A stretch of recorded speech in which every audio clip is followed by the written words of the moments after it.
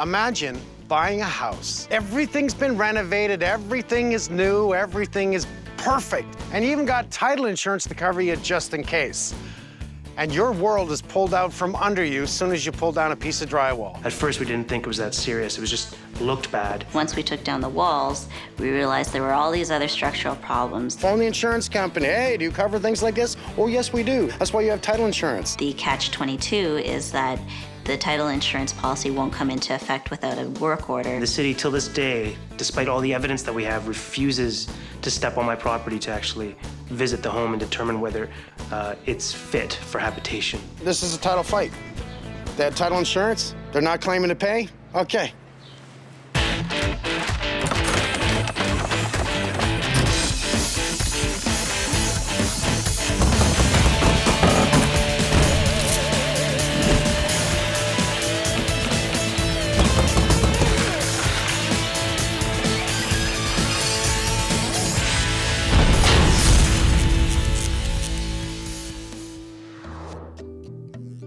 We met in 2005. After 3 years, we got engaged and we're looking for a house. We looked all over the city, actually, and this is one of our favorite neighborhoods. We're not really suburban people, so, you know, we do like having restaurants everywhere and being close to amenities. So it's a great neighborhood. The neighbors are awesome. Rocco. Hi, how are you? Mike, nice to meet you. Very nice to meet you. Stephanie. Hi, how are you? Nice to meet you. How long? When? 6.5 months now, so 6.5 not months. much longer. Rocco and Stephanie, nice couple. I mean, they got a baby on the way. They've had this house for almost 4 years now. They looked at many homes. This is a really nice neighborhood. I can tell they're picky people. They're very clean. The inside of the house is spotless. Here's Stephanie going, oh, well, I saw the rag over there. I said, I can tell you're clean. Okay, what have you done to the house so far? Because I know why I'm here. Nothing. You've done nothing. We painted, Painted? pretty much painted. That's pretty. Haven't built a deck. You haven't done anything. Anything. When you bought this house, I'm going to assume that the real estate agent said, oh, all new renos, new electrical, new basement, new. Yes, which for us was a big selling feature. Yeah. I don't know much about construction or repairing. The appeal of the house was that it was completely renovated. It really seemed like a place where we could raise a family. It had everything we wanted. Honestly, you walk in the house and you see tall ceilings. You see beautiful old character. It looks really good. But I look at the side of the house and I see 3 meters. Actually, there's 2 meters and 1 capped off. That tells me this was a triplex. And your heating in the house is I have a wall system here. It's called a wall furnace. I don't see any registers, so I'm going to assume you don't have any force there. So you have one on each floor? Yes. Okay. But I hear we have a big issue with the basement. And am I gonna be surprised when I walk downstairs? I think I would be surprised if you weren't surprised, put it that way. We wanted to soundproof the basement because we were planning on having a family, wanted a nanny suite. It was supposed to be just a simple take down the drywall and the ceiling, install some insulation and some resilient channels, pretty much a week max. And a year later, and here we are. All right, that's jammed. And I can see the wear here. And I'm wondering why we're walking outside to go to the basement. Because there's no entrance to the basement. Now, I know for a fact, I don't care if this house was 100 years old, I know for a fact there was a set of stairs inside the home that led to the basement. Yeah, there probably was. So this is the basement, a little bit of work. Okay. Nothing holding this. No, there's nothing there. Well, that's not a good sign. Why did you take everything down? Because of the smell. We found mold, took down the ceiling, and one thing led to another. There was mold throughout the walls, not just the ceilings, but everywhere. We just had to gut everything. Paint looks good. New floors look good. New cabinets look good. Beyond that, that's my world. And my world, it's kind of sickening because when I take things down and go, look, look, look. And somebody's dug this out here because we have a new ABS vertical pipe. The floor was dug out at some point, so the foundation was below the level of the footings. The previous homeowner had dug down and lowered the basement floor to below the foundation footings. This means nothing is preventing soil and water from entering the basement and undermining the load-bearing walls directly above. We have to find a way to stop erosion and support the footings. If we don't, the results could be catastrophic. The first reaction was just scared and then trying to figure out how serious this was. Looking at a brick foundation now that's undermining at the footing area, is that an issue? Yes, that's an issue.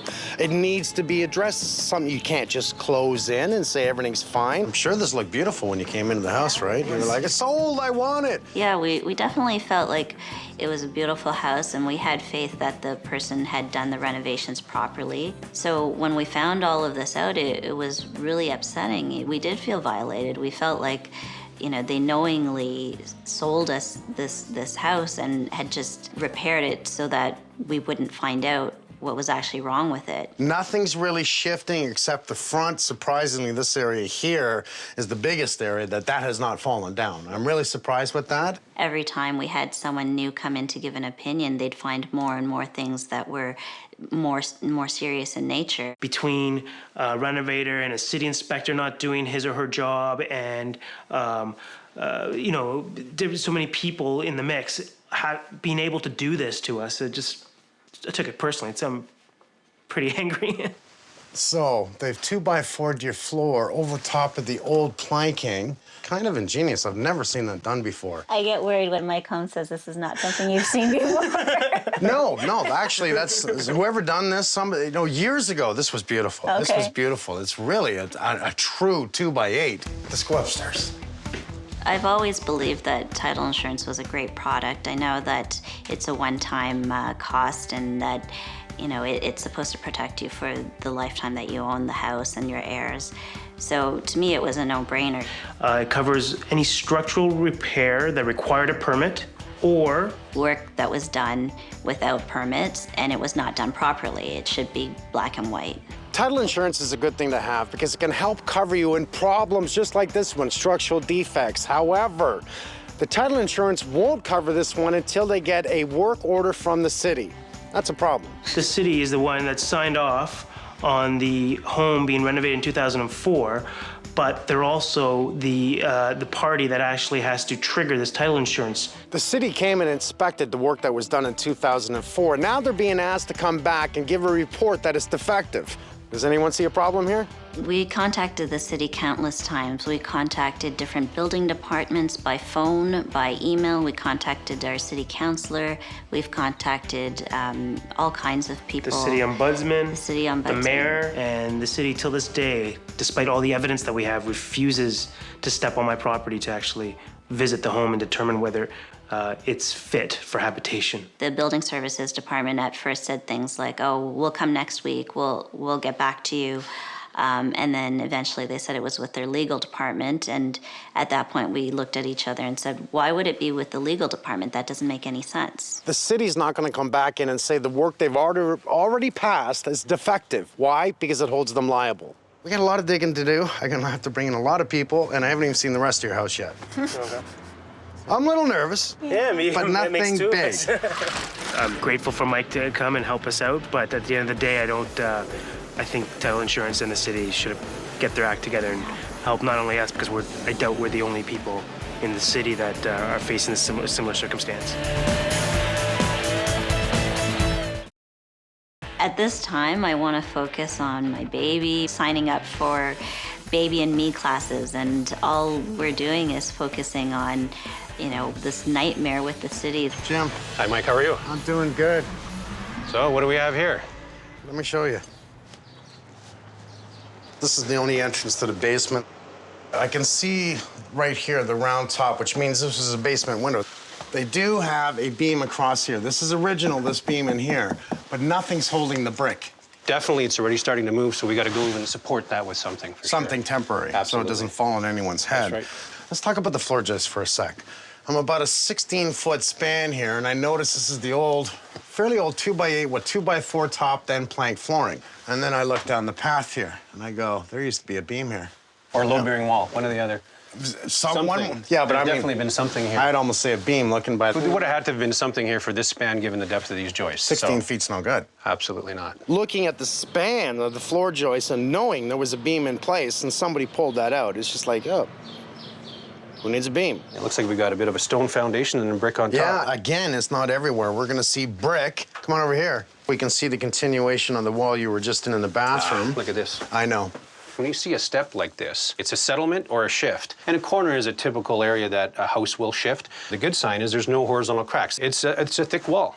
But this is saying there's something going on here. Water's been getting in. It's kind of washing away the soil. And we look under the wall here. Oh, geez. Completely rotted out. So close to condemned, close. If we were to leave these areas for a prolonged period of time, it could get progressively worse. And the unfortunate thing about clay brick and stone foundation is that when it does fail, it's instantaneous and without warning. So what do you think? A benching or an underpinning am I going to have to do here? If we're just doing it for stabilization and to try to fix up these footings, then we'll really do a bench, but we'll just underpin a little bit. So we've identified a few areas. We've got some step cracking showing settlement. We can deal with that. We have an area of the footing that looks like the bearing's kind of given way. We can deal with that as well. But we've cut it early enough. Now, I'm looking at what I believe at one time is the footing. So I brought in an engineer. I'm bringing in you. Right now, Martin's here too, and we're going to be going through checking all the plumbing in the basement, all the drainage, and all the weepers. Okay. Benching is a process of stabilizing the foundation, and in some cases, you do it to gain more head height. So our bench pin is going to come out, and it's going to go down. We're going to install our weeping tile at the base of the bench. The weeping tile is going to have a gravel bed around it, filter cloth underneath it to make sure no sediment comes up from beneath the pipe. And then we're going to put a drainage membrane down this foundation, over the benched area, and over the weeping tile. Weeping tile is a perforated pipe that runs along the footings of the inside or normally the outside of your home. It doesn't matter, one or the other. Its design is to grab the water and disperse it out to the city sewers or a sump pump so you don't flood your basement. Hey, Mike. Welcome back. What a wonderful basement. Another job, eh? So my big wish list is to confirm that we have an exterior weeping. I think over the years, someone has dug down on the outside of the house, reparged it, put it in exterior, because I'm looking at little pipes sticking out the wall. You see that little pipe there? Yes, yes. And I think that was an old weeping system, allowed the water to come in to inside the house and go into the floor drain. Currently, with the current code, floor drains are only used for any water that spills on the floor. In the past, the previous code was allowing the weeping tile and the storm water to be draining into the floor drain, right? Hopefully, the drain's been upgraded underground, which would Make it easier on us, right? Did they affect the run of the drain out? Yeah. And we won't know that until you do Until I your scope work. it, yeah. Okay? Yeah. So I'm running a video camera through this clean out that I discovered at the side of the house, and I'm running it to determine whether I do have a weeping tile system on the outside or whether this clean out takes me to the inside and it connects to the sanitary line. What I will need is to have someone flush the toilet. This will indicate that this line is connected directly at the bottom of the stack and is part of the sanitary line. Can you flush the toilet in the basement, please? There's the water. So that tells us this is a sanitary drain and not a weeping tile. The homeowners make a fundamental mistake by flushing a toilet, running a sink, and that gives them a belief that everything is fine underground. And it takes 20 or 30 feet of drain that's 4 inches in diameter to fill with water first before they would actually have a backup in the house. As I push the camera forward out to the street, this is a clean out right at the top here, which is on the front lawn. And then past that, a few feet, this is the city line already. We're not seeing anything to do with the weeping tile. We don't see tying into anything. This line. Yeah. I'm gonna have them break an area on this side of the house to see if there's an interior weeper. The floor drain's been upgraded. Now I need to run a camera through that floor drain and So see if anything connects to it. Let's do that first. Sure. Okay? No problem. Thank you. Okay. This is my basement toilet. So based on the camera inspection, there's no exterior weeping tile, there's no interior weeping tile system. This is not a good news for Mike. Today was the most imperative day to do what I need to do. That's investigative work. I need to find out where the drains are. Do we have a weeping system, interior, exterior? What's the plumbing like in the floor? What's the structure like? Bringing in Colin, bringing in Martin, and making the next call on what we need to do. Now I have a side drain that I know that runs out to the street. When in all of these houses, it was at the front of the house. That's correct, yeah. So this is quite possible that when they did the supposed reno, that they abandoned everything else and ran a whole new line, path of least resistance, coming to the side of the house. Very possible. Well, Floor where the hell drain. does that go? Give me another 5 minutes, I'll test this, and I'll get to the bottom of it. It's bad enough there's not a weeping system to control the outside environment of weather. But to close in that basement with the foundation literally falling apart is psychotic. I'm gonna have to do an interior weeping and a sump pit, Yeah. or a sump pump. I would definitely recommend keeping the house off the grid. If we manage our own stormwater in this house and spill it onto green space, it takes us away from the mercy of the city's infrastructure, which we know is having a problem with high volumes of stormwater. So, front of the house, we gotta find a spot that it can eject it summer and winter. It's working on the inside. Let's do it the way they should have done it in the first place and solve all the other frickin' issues. Please let me know about that drain. I will. Thank you. No worries. So I got my locator with me. Now the head of the camera sends a magnetic signal. It's the sound of the pitch that gives me an indication that I'm over the head of the camera. I do not have drawings to play with. Video camera and locator is the only tool I can use to map out the entire system underground. The fear I have is the line could be either on the inside or outside. And if the line is on the outside, it changes the story.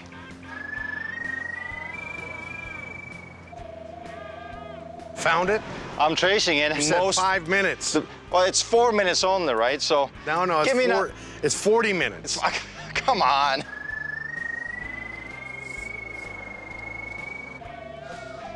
It is actually running outside.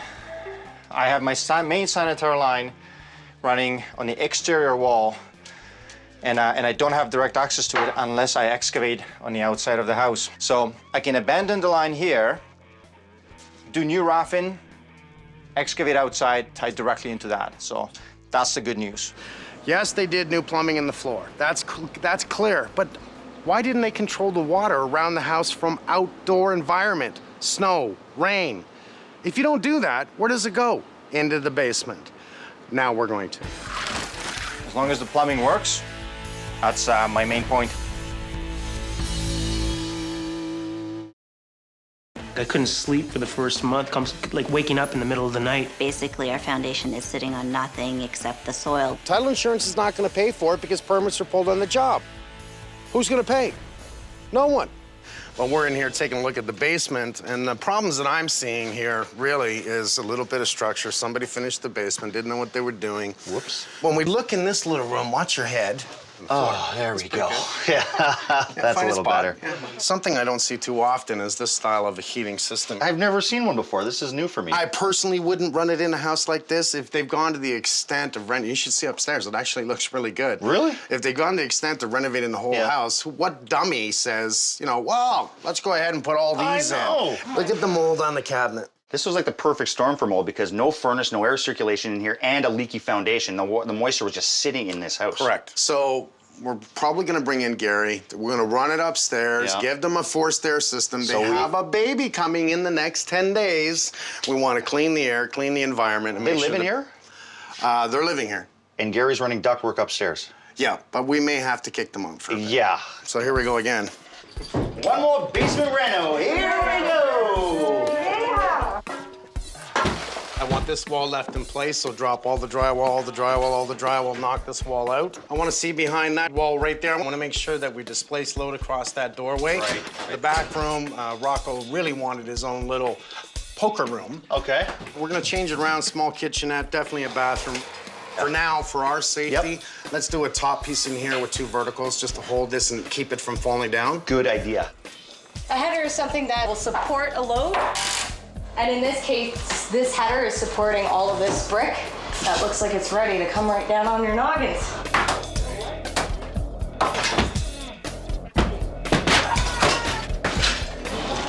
Ready? 1, 2, 3. 3 guys can push over a wall. We're supposed to be holding all this back. We are pretty huge. I mean, yeah, we're pretty strong, but. So we took this out because we got to do some plumbing, I think some foundation work, and then put in a new deck. It looks like we have removed the front porch. Yeah, because that's where Martin has to dig. He's got to dig right there. So he was into half of that porch. So what that's going to do is allow them to fix this area inside and out, and we'll go out that way because we're going to put in a sump pump. Yep. So this was a window, more than likely, right? Not broken on this side. We have a structured piece of wood in. You think there was a permit on this? Yes. You're kidding me. No. Is it open still? No. It's a closed permit on this house? Yes. Okay, thank you. Some things get hidden. Yeah. All I know is we're here. It's a bad So sign. lose everything. Okay. So here we go again. I've said it a million times. I'm gonna take all this down. I'm gonna take it to the graveyard. All the drywall, all the studding, it's all going. Not because I just want to do it. It's because it needs to be done. You look hot. Happy birthday to you. I know. I keep thinking, Happy birthday boat. to you. Go to my boat. What we're gonna do first is we're gonna chip this floor out, and we're gonna go in a horseshoe shape with the footprint of the basement. We're gonna come out about 18 inches, and we're gonna dig it down about 8 or 9 inches past the top of this floor. Once we've got the area trenched, we're gonna form it so we can bench pin this basement. This PVC pipe is going right through the foundation to the other side. When Marcin comes, he's gonna have to redirect all of this plumbing. Right now, we have no choice but to cut this right out of the way so we can get our forms in so we can pour. There's definitely never any time you should be removing the bottom portion of a stone rubble foundation under any circumstance.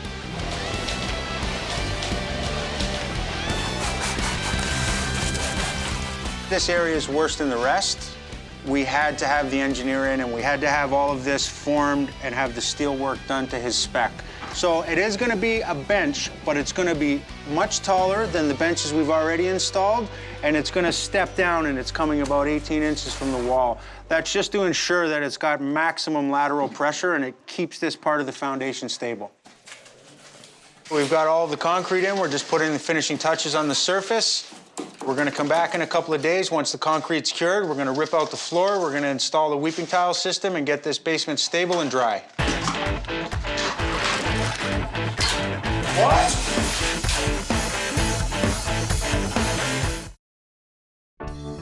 I have to say congratulations to you both. This is unbelievable. But now you got to move out of the house for a bit, Yeah. for his sake. Yes. Thanks very much. Okay, I'll we'll see tell you you. soon. Come on down, guys. Let's get this moving.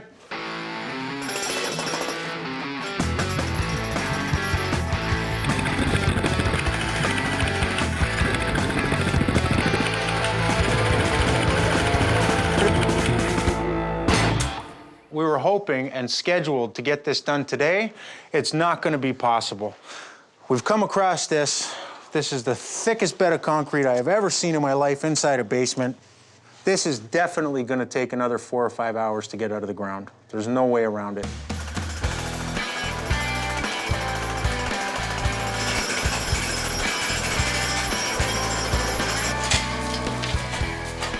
We've got a line going this way for about 8 feet, and it just stops dead. And then we've got the main line running out through the house, where it appears to be the second worst spot of this foundation.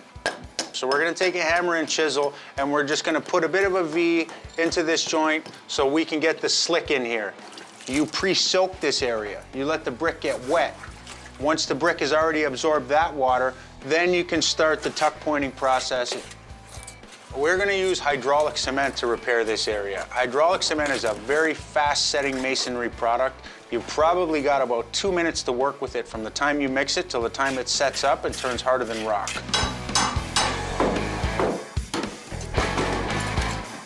So right now we're just placing our filter fabric. It's just gonna make sure that 30 years from now, sediment is not making it through the weeping tile. We're using weeping tile that's got a nylon sock on it already, but at this point, it doesn't hurt to take an extra preventative measure and put some filter cloth down. Once we've got all of this finished, we're gonna cover this with a gravel bed, and then we're gonna put our drainage membrane from the weeping tile right up the foundation to grade level. The idea is the water is gonna come down the foundation, it's gonna go over where we've beveled, so anything that travels under here has no choice but to be redirected into the weeping tile. It looks like everywhere this foundation was compromised was directly related to plumbing. Everything.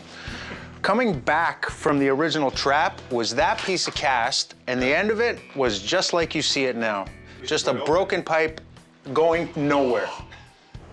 Little signs. The stairs are on the outside of the house. That means, think, right? The stairs weren't on the outside of the house to get to the basement years ago. They were inside the house. So, something's happened, something's changed. Real estate saying all new house, all new electrical, all new plumbing. This is not all new. This is an all new cover-up. And then you see the gas heating. If they renovated the house, why would they install little gas space heaters rather than running in a furnace with ductwork?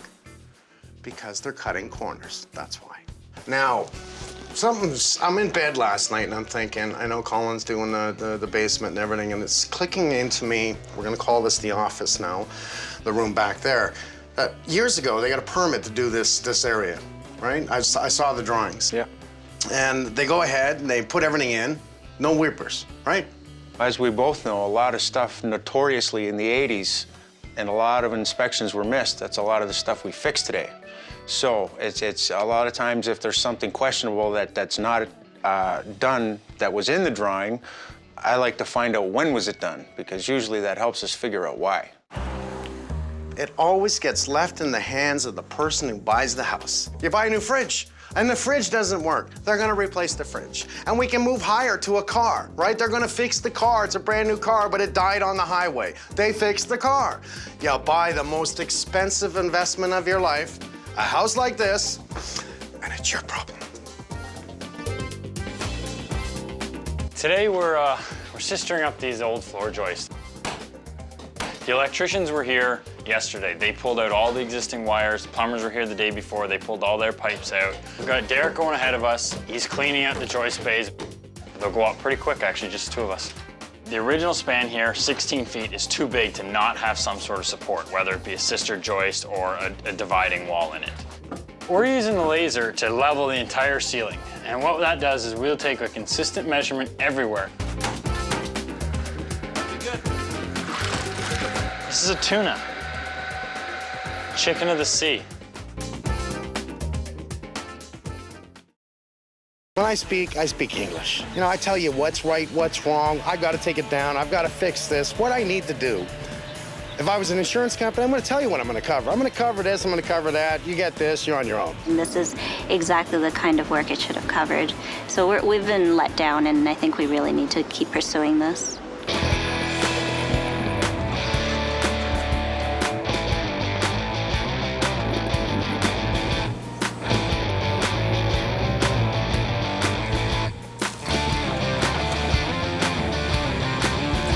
So I have the guys excavating outside. What I would ask you is if you can start digging here and tunnel out as far as you can. And while the excavation outside is taking place, we'll tunnel underneath it, we'll try to meet, and so that it would allow us to run the new line.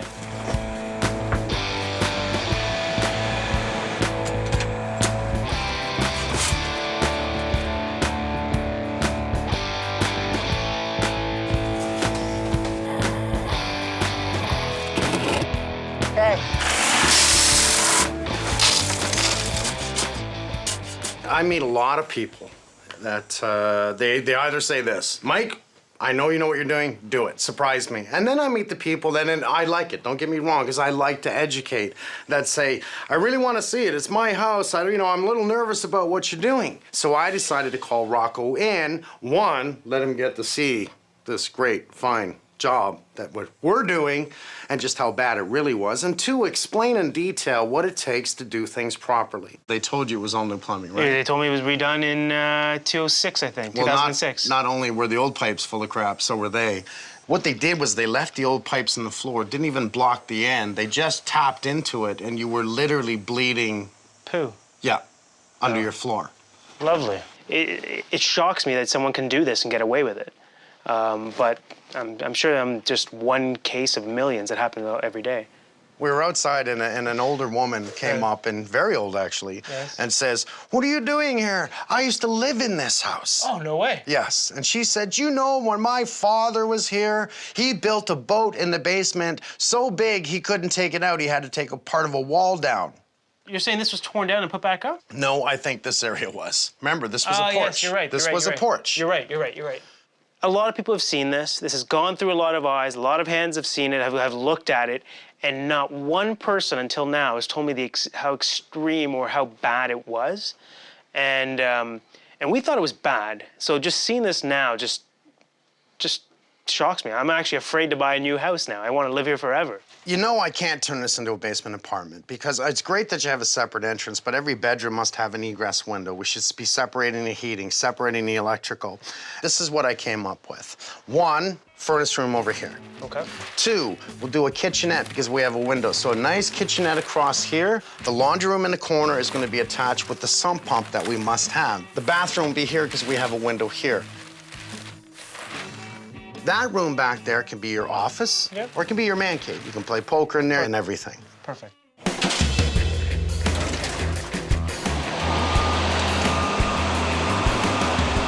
That bucket's embarrassing. I'm gonna be kicking dirt in the hole. I'll race you, see if you can fill the hole faster.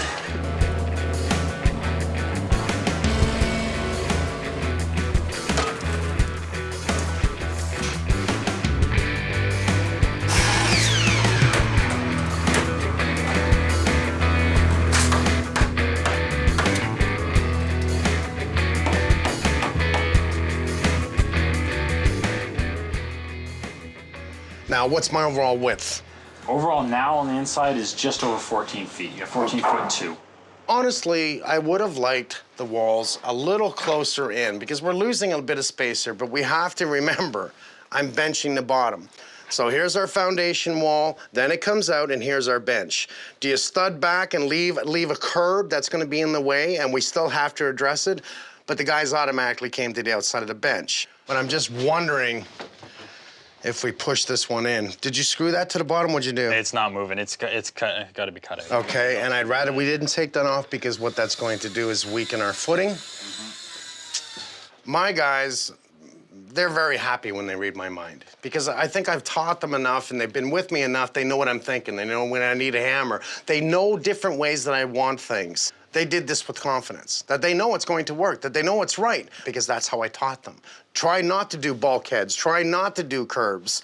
So maybe I threw a curveball at them. Well, what I need you to do in this case is mimic that wall right there. Only the double top plate won't be in. I was going to lose that whole top thing and pocket a header right up in it. They're not afraid to make suggestions, and that's important. Just because I'm the general contractor doesn't mean I'm just going to, just listen to me, don't add anything. Give me your input, because it might be a frickin' good idea, and I might just say, do it. I'm completely surprised. I thought it was literally just a quick underpinning job. I thought we'd be back in the house in about a month and a bit. Looks like it's gonna be a little longer. How many renovations is too much? And you think about it, has this house been renovated over and over again? The answer is absolutely yes, it's old. And the last renovation was the bad one. We've laid down a layer of insul tarp right on the subsoil to act as a vapor barrier and insulation blanket. My guys then pour Agilia, a very fluid type of concrete. It flows almost like water, so you have to anticipate the leading edge. We're pouring Agilia, and I love it. We're using 2-inch line, and look how easy it is to handle. Yeah. This is a 400 square foot basement that we basically prepped, poured, and finished within an hour. We then spray curing compound on top to keep the surface from cracking during the drying process. Well, the concrete's had a couple days to cure now, so we're able to come back, cut back what we had covered up, the sump pit, the clean out valves and everything, and we're gonna start framing. The kitchen guy's coming today. He's gonna measure this area here, get prepped for his cabinets, his countertops and everything, so that's ready to go. And then Northwood's gonna be here and start laying out their furnace room. We'll be done this framing today with the exception of bulkheads. I'll recut. This pipe here is for the toilet flange. Because when the toilet flange goes in, it's got a V shape underneath it. We wrap this pipe to give it a bit of a joint, just a little bit of room, let the flange go in and sit down where it's supposed to. This is sill gasket. Anytime we have wood touching concrete, we want to put sill gasket in between it. It's creating a barrier, not allowing any water or moisture to get to the wood. Nice. Framing is actually probably one of my favorite parts of the job. You know, you kind of see everything open, and then once you frame it up, it really shows you the big picture. Working with wood's always fun. I don't know what it is.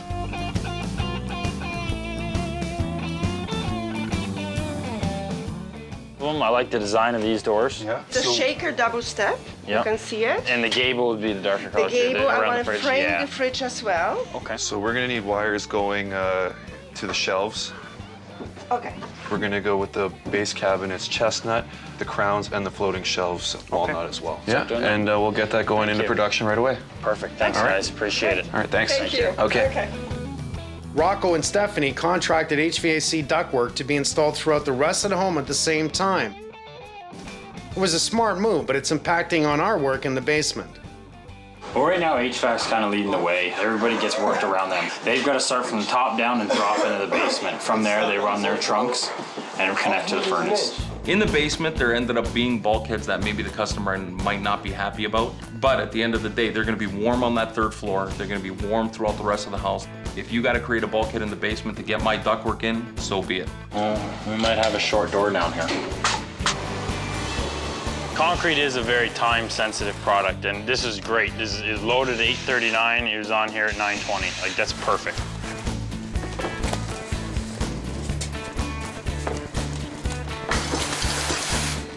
Concrete's one of those industries where a lot of people think they can do it. It's very easy. It's been done for thousands of years, but to do it right takes a bit of work. It's labor-intensive. It takes a lot to know what to do, and it's very easy to cut corners because nothing underneath is ever seen. This is just a pad for the underlayment of the interlock. So it's gonna be a rough finish out here. Sand's gonna go on top, and then the interlock on top of that. Takes about 8 hours to dry, about 24 hours to cure. It's always important to have expansion joint. That way it allows expansion and contraction. That way there's no cracking between the brick and the concrete. Now it's time for the landscaper to do his work. We're good, we're done.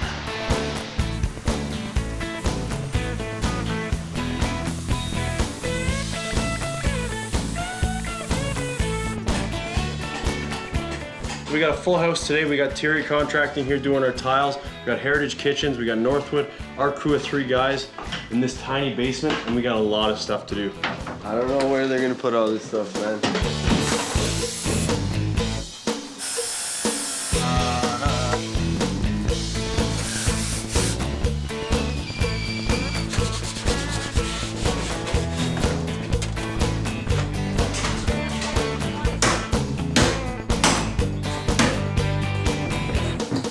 Having nails are definitely not a standard thing for construction, but I do have a life other than work.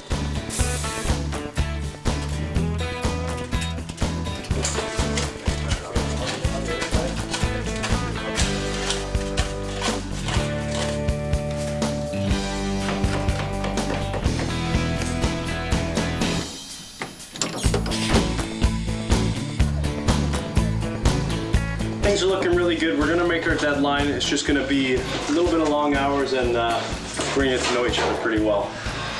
Isn't that right? Feels like it. Yeah.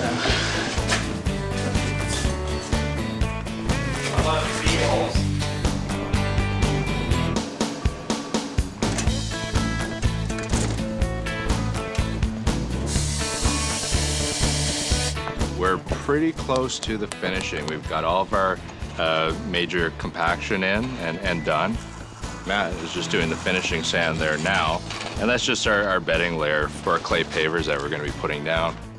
We're having a railing coming out from the wall just because of some height issues here. We're going to keep any and all water away from the house, and this thing's going to last forever.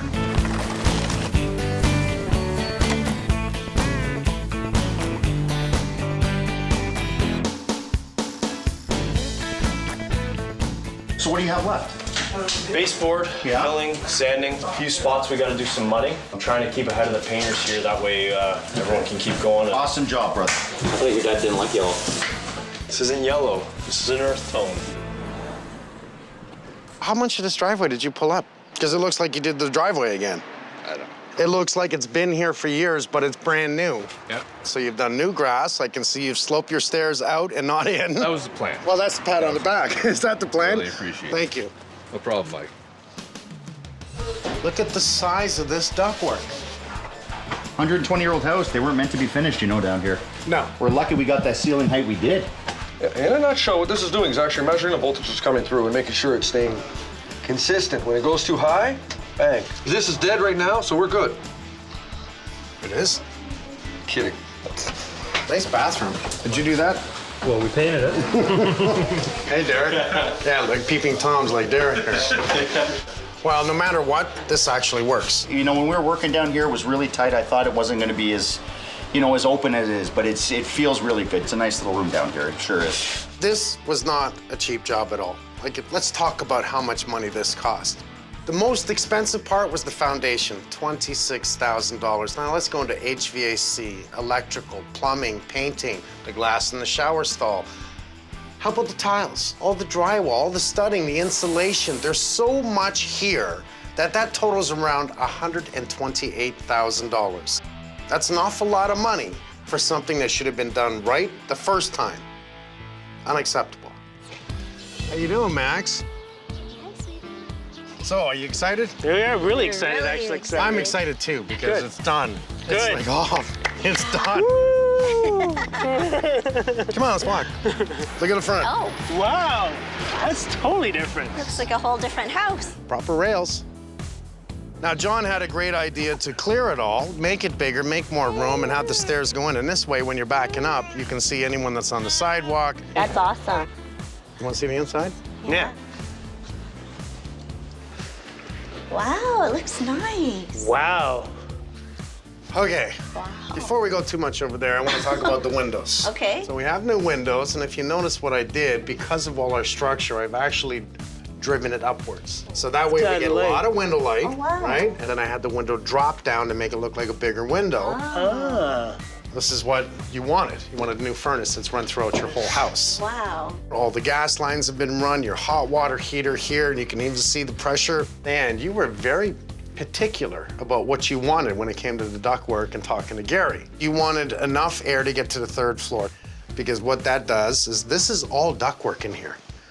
This is all ductwork, and I hit my head in here. It's a good thing you guys don't. Let's just say Rocco had a very specific way of saying what he wanted the ductwork to do. In other words, the HVAC. So he was very clear on this, which I love. I really do. But what that did do without communicating that to me was change the somewhat design.